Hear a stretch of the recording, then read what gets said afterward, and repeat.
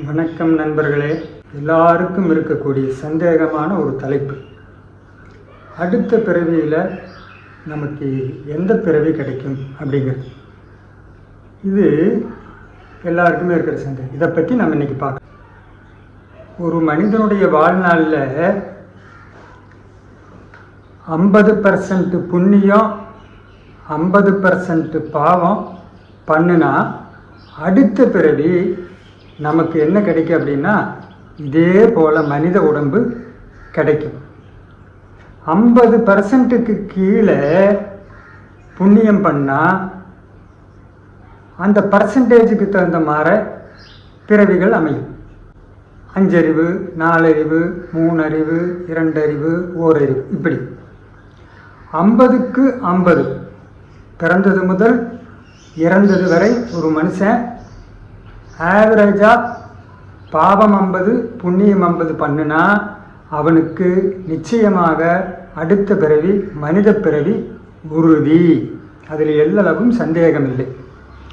அப்போது 50க்கு மேலே போச்சுன்னாலும் 60, 70, 80 இப்படி போச்சுன்னா என்ன அப்படின்னா, அப்போ தான் தெய்வீக பிறவிகள் வாய்க்கும் அவனுக்கு. அவன் சிவபெருமான வழிபடுவனாக இருந்தால் கைலாயம், நாராயணனை வழிபட்டால் வைகுண்டம், பராசக்தியை வழிபட்டால் அம்பாளுடைய லோகம், இப்படி சொர்க்கம், இப்படி எல்லாம் ஒவ்வொரு லோகங்களை அந்தந்த பர்சன்டேஜுக்கு தகுந்த மாதிரி 50க்கு மேலே போகிறவங்களுக்கு பூரா அந்த புண்ணியமான ஆனந்த பிறவிகள் கிடைக்கும். மனித உடம்பு கிடைக்கிறதுங்கிறது பெரிய அபூர்வம். நம்மெல்லாம் பெரிய புண்ணியம் பண்ணதுனால தான் இந்த மனித உடம்பு நமக்கு கிடைச்சிருக்கு. அரிது அரிது மானிடராய் பிறப்பது அரிது. அதில் கண் இல்லாமல், கை இல்லாமல், கால் இல்லாமல், காது கேட்காம, ஊமை இல்லாமல் புனிதமாக பிறக்கிறது பெரிய அபூர்வம்.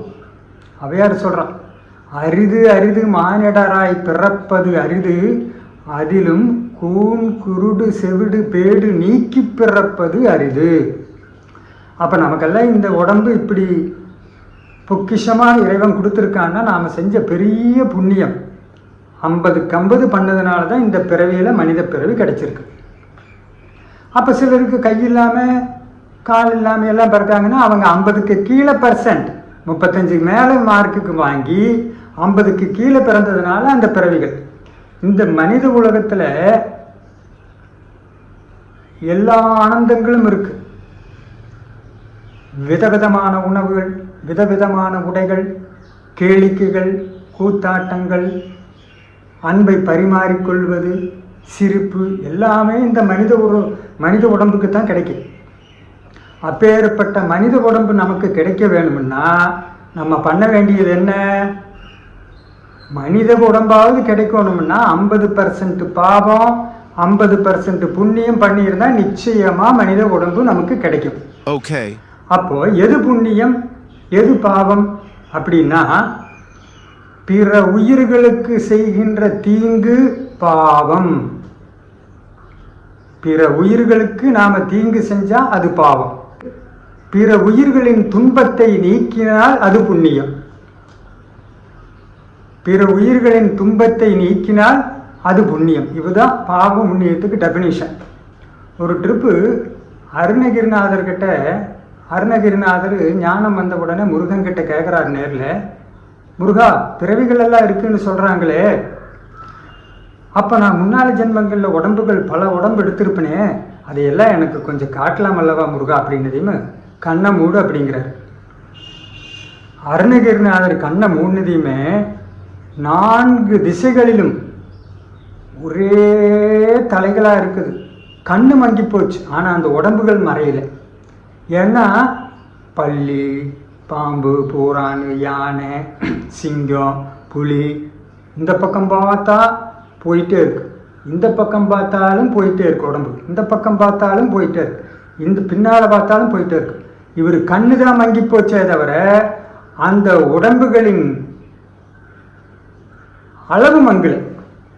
அப்போ தான் கேட்குறாரு, இதெல்லாம் என்ன முருகா அப்படின்னது, இதெல்லாம் நீ எடுத்த பிறவிதாய்யா அப்படின்னு அருணகிரிநாதர்கிட்ட சொல்கிறார். அப்போ தான் அவர் சொல்கிறார், 7 கடல் மணலை எண்ணினாலும் எண்ணலாம், ஒரு கடல் மண்ணை எண்ண முடியுமா? ஒரு கைப்பிடி எண்ண முடியுமா? 7 கடல் மணலை எண்ணினாலும் எண்ணலாம், ஆனால் நான் எடுத்த பிறவிகளை எண்ண முடியாதுங்கிறது. அப்பேற்பட்ட எத்தனையோ பிறவிகளை பிறந்து இந்த மனித உடம்புக்கு நமக்கு கிடைச்சிருக்குன்னா பெரும் பாக்கியம். இந்த மனித உடம்பையாவது நாம் அடுத்த பிறவியில் இந்த மனித உடம்பாவது கிடைக்கிறதுக்கு உண்டான வழிகளை பார்த்துக்கணும். அப்போ என்ன பண்ண, 50% புண்ணியத்தை பண்ணிடணும். 50க்கு மேலே பண்ணால் நல்ல தேவலோக பிறவிகளுக்கு போகலாம். அப்போது நாம் அடுத்த பிறவியில் யாராக பிறக்க போகிறோங்கிறது நம்ம செயல்கள், எண்ணம், சொல், செயல், இது 3லையுமே ஆவரேஜ் பண்ணணும். 50% எண்ணத்தாலையும் சொல்லாலையும் செயலாலையும் பாவங்களை செய்யாமல், எண்ணத்தால் சொல்லால் செயலால் புண்ணியங்களை செய்தால் 50க்கு 50 ஆவரேஜ் பண்ணிட்டோம்னா அடுத்த பிறவி நமக்கு மனித பிறவி உறுதி. அருட்பெரும் ஜோதி தனிப்பெரும் கருணை. ஓம் சக்தி. காமாட்சி துணை.